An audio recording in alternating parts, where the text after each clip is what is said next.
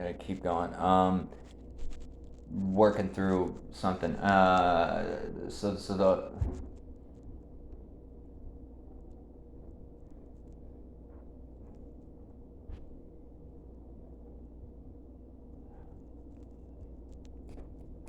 the homeless need. No, it's not the homeless. It's the schizophrenic, the insane, the destitute, and the stuck. The stuck, heartbroken, the shocked. Um, I don't know what else to what other words. They need a blueprint, but the blueprint can't come from outside, because if it comes from outside, it won't work. It works partly in some cases, which is generally like the justification of why everybody is essentially saying the homeless are a scourge.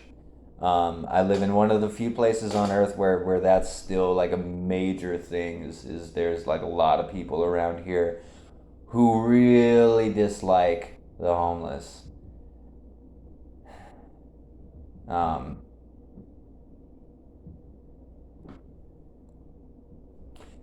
The problem with these folks is that their only lifestyle, their only option is to essentially live as vagabonds or vagrants.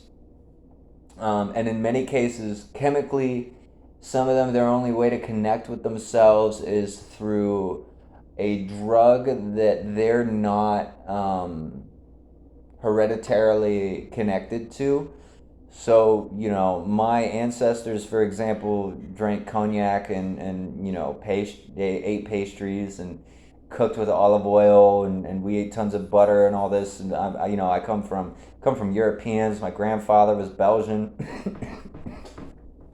uh, I come from, an intellectual family. We don't have any root in,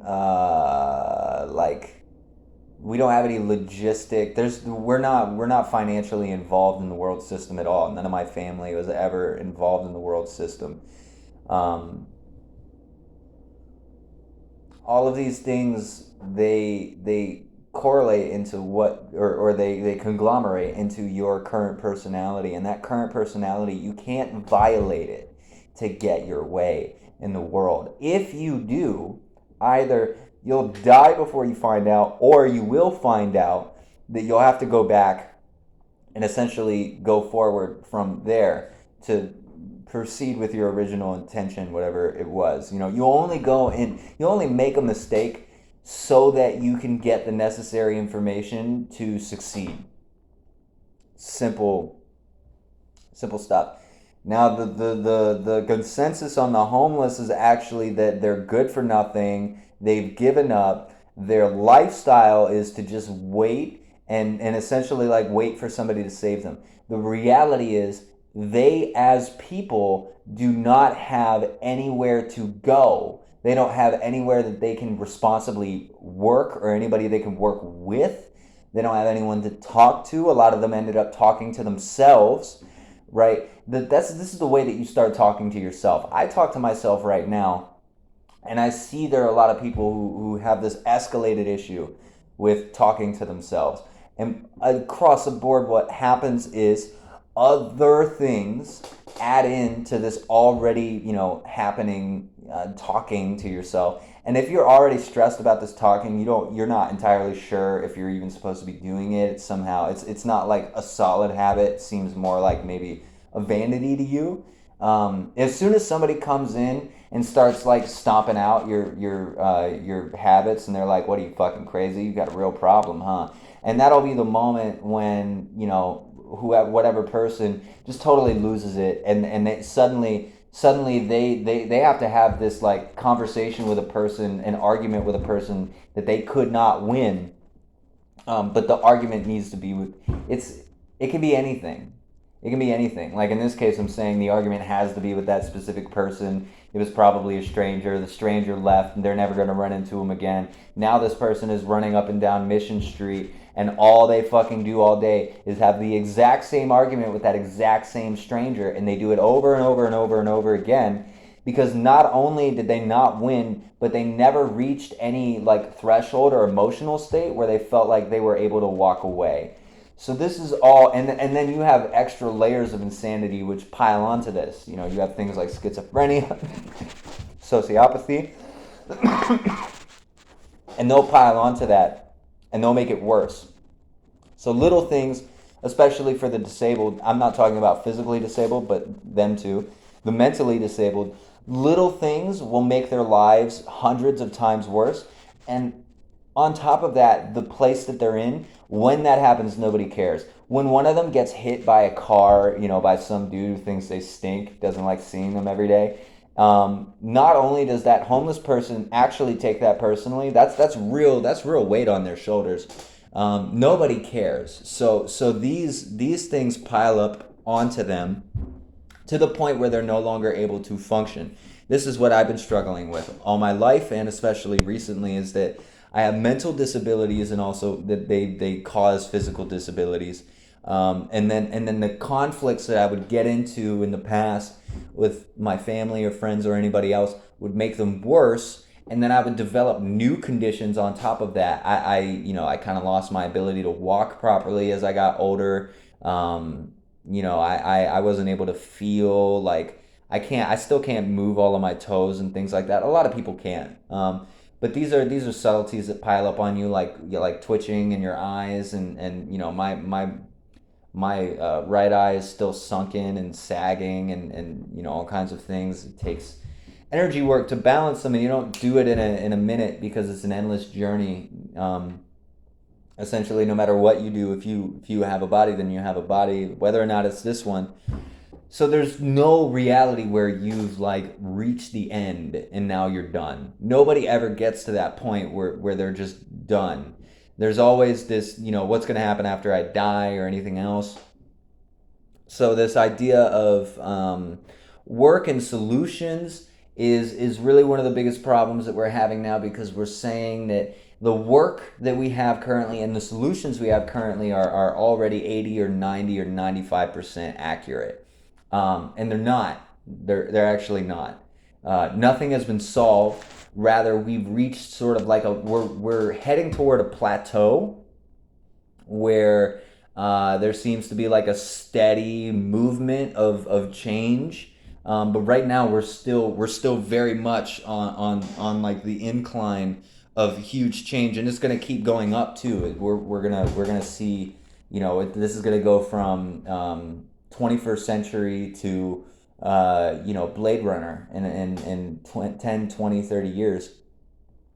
And the reality is, what are we doing? What is everybody doing? Is everybody just like kind of done now that they know that like we're gonna have spaceships, and if we can travel faster than light, we have the population, we have the brains, we have the blah blah blah. We've already proven that we can keep running faster, doing whatever the fuck.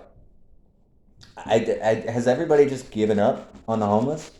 The fact is, what they need is they need a movement within themselves that takes them not off of the street, but into their own power. They need to be freed. That is a people. Those are the gypsies. Okay, a lot of them are actually the gypsies, like the fucking gypsies they don't have a country. Or they don't have a country anymore. They've been traveling forever. These people, they come from families that are broken. They don't communicate with each other, or there's only just a few of them left. And their class is not actually a race. And on top of that, we don't differentiate initially off of races. Races are what happens when we differentiate. And need I remind everybody that we used to all have fucking hair. We used to all be like hairy fucking creatures. And when we first turned into these skinless motherfuckers, we were all black. What's happening here is that we differentiate ourselves using the changes and the evolutions that we create. And then off of that, even more evolutions and differentiations occur until the point where you can't recognize each other. You can't recognize yourself. And so people can't recognize that these homeless folks are their brothers, are their sisters. Not like not like metaphorically, like, oh, you should be nice to them, but actually, like, they are equal to you. They are literally equal to all of us. They're experiencing conditions. You use this literal word, we use it in medicine and psychology, but actual conditions and circumstances that they're living in, things that have happened to them, damage. Like, you can, if you walk down Mission right now, you'll see an incredible amount of people sitting on the ground, and they have fucking lacerations in their skull that have been, they seem like they were sewed shut just carelessly, or they have braids and things that have been like almost melted into their skin. Horrible stuff that has happened to their body that either they can't be convinced they can't get rid of it, or nobody will do it for them. The fact is, we need a movement, an actual movement of people to go in to these spaces and speak to these people. And those specific people need to be folks who have, essentially experienced insanity, real insanity, and actually lived through it. I burned down my fucking house when I was 14. I once sat on a machete. When I was younger. I literally just did that to feel pain. I don't know. It was a horrible thing. Just, again, it's insanity. It's 8, 9, 10 different major mental problems that you're having, and they're basically all they're all pummeling your physical system with, kind of like your brain is freaking out. It's basically been convinced that it needs to fix itself, and it's like busy trying and doing all this shit, and reality, all you can do is let the water settle first. You have to let the activity settle down first, and then you can get a new movement in. Then you can turn a page and get to the next step of your, psychoanalysis or spiritual analysis, whatever the shit is that you're waking up to in your life. And all of these homeless people, I'll make everybody a bet that all of them, the longer they've been out on the street, the more the greater a miracle they have to offer. But they all need miracles to help them. They all actually need miracles to get them off the street. Us giving them $5 and $10 bills every day is making it worse. It has nothing to do with drugs. It has everything to do with the fact that the convenience stores are loaded up with sodas, and it's just, there's not a great educational basis for anybody to figure out what it is that you're supposed to be eating when you're, totally broke. A lot of these people go for the sugar, and they go for cheese and things like cheese and meat because there are a lot of fat in those, and they'll last you a while. You'll live. At the very least, you'll live. With vegetables, if you're homeless, you're probably super fucked on vegetables. There are people out there, I'm sure, who can do it, but many of them would be totally at a loss, out of energy. So the fact is, every time we give them $5, $10, like I just gave a guy $7, and I fucking told him, buy a couple things with my card. I shouldn't have done that, but I haven't done anything. It doesn't matter. He bought chips and a soda, right? Now I want to feel bad about that, but of course, I wouldn't be able to give him anything if I spent that time arguing with him about what he's supposed to be eating. People did this to me as a child, as a kid. They, would argue basically anything with me instead of just focusing on the thing it is that I'm capable of doing at this moment. And so, of course, 20 years later, here I am. Doesn't have to take 20 fucking years. And for these people, there are a lot of folks, they think of any reason. There are people out there right now with the money to go on mission and literally like scoop up 5 people a day for a month and literally release them. But it wouldn't fucking work. It wouldn't work at all if you weren't able to truly, like, genuinely heal those people. They have personal stories, they have personal lineages, and they have, that story and lineage needs actual work. You're born with karma. That karma is essentially where your story is at. And if your story is in a destitute place and you don't write it into an abundant place, it doesn't matter how, then it won't be abundant. It'll just be, it'll be whatever you write it as. And for a lot of these people, what they've essentially written is that they're not going to be able to rise up into our society until we pull them. Some of them are coming here, like coming in to their, I don't know, normalcy, right? Like having an apartment and a future and a hobby, a source of income, a job, if you will, so on. There are plenty of them who are on their way into society right now, and plenty who are being pushed out. The fact is, it's about the insanity and the physical disabilities underlying, and there are a lot of avenues by which we can work on these things. But the state of the world at large, the state of Earth at large, is about the meek.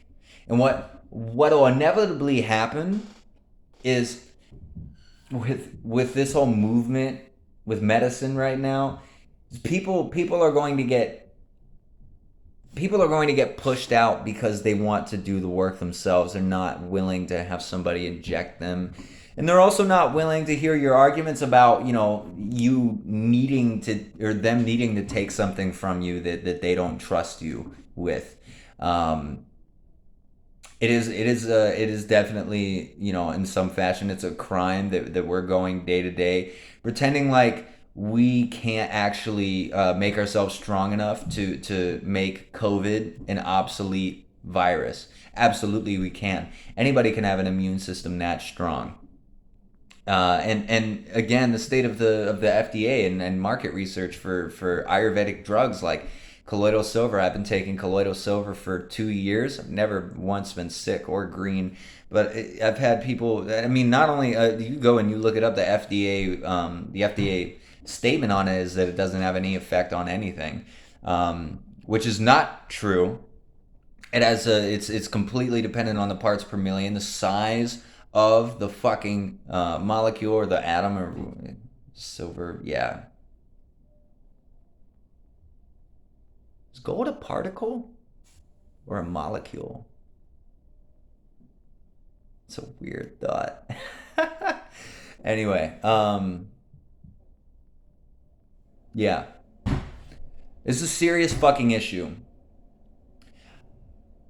I wanted to discover what the self was and all this shit and work out like a healing avenue, and what I really found is that it's everybody already has the tools that they need.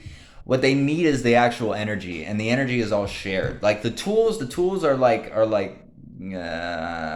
bits of information, maybe, if you will, but I don't know if that's really accurate. Tools. Memories are tools. Okay, memories have the information in them. The memories that you need don't necessarily come from your life, but they come from your genetics and the junk DNA that you have, kind of just spurting around you, whatever the fuck. That is all of the stuff from your ancestors that you have not put into use. And all of these homeless folks, all of these people all over the world who are struggling in any sense, anybody who's actually destitute right now has that memory in them right now, and it's hiding in the form of your dreams and your imagination. It overlays itself onto how you say it, it's like it uses your imagination and it creates an augmented reality where there are different versions of what's playing out right now. But those different versions, they're kind of like your life, except they seem like preceding mistakes or preceding successions. It happened already, and now you're experiencing the aftermath of that. It's not necessarily because Philip K. Dick, both assert that reality is repeating, that this has all happened before, that we've been here before, that I was Dylan before, that I knew my mother before, and so on. And this is, the universe is going in a loop. You can also say that those memories of the universe going in a loop are actually the genetic junk information being encrypted into an imaginary message so that the information can get out, but the memories themselves may not be viewable. It's kind of like, how any computer would approach reading data that it just does not want to read. It can actually invent a new program, a new software to pull that information out and then purpose it for something, because there's valuable stuff in there. All of your lineage, all of your heritage, everything that you picked up as soon as you were born, that is, active living lessons. Those are active living ancestors in your memory. We say we live on in memory, and we need to honor each other. Well, in the most literal sense, this would be honoring them. And as for taking care of each other, this is not about one problem. Actually, it's not about the problem. There's always going to be a problem, and there's always going to be people in need of help. If there weren't, then there would be no reason for anybody to be prepared to help. There'd be no reason for anybody to ever feel any kind of care, because, of course, it would all just be perfect, and it would be just ready to succeed whenever it needs to, which, as soon as you get into these philosophical arguments, everything just sort of melts into one place. It doesn't matter. The fact is, what I need to be doing with myself, because I can post these as video notes, or I could just have this video here as something for me to look back on, because I've actually shifted back and forth between like looking at my cameras as somebody's listening and just talking to myself. What I need to do is communicate,